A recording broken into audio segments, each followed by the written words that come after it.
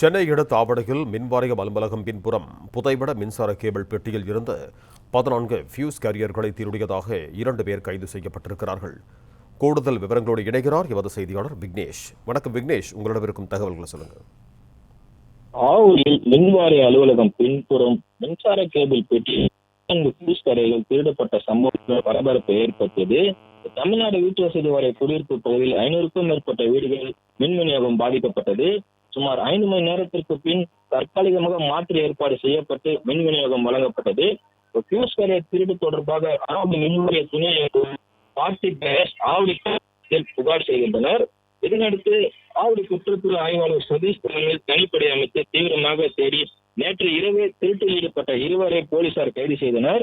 அம்பத்தூர் பகுதியை சேர்ந்த தினேஷ்குமார் மற்றும் கொளத்தூர் பகுதியை சேர்ந்த வினித்குமார் ஆகிய 2 திருட்டுக்கான காரணம் குறித்து போலீசார் தீவிரமாக விசாரணை மேற்கொண்டு வருகின்றனர்.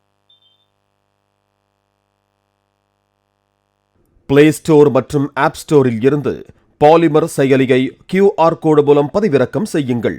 செய்திகளை உடனுக்குடன் பெறுங்கள்.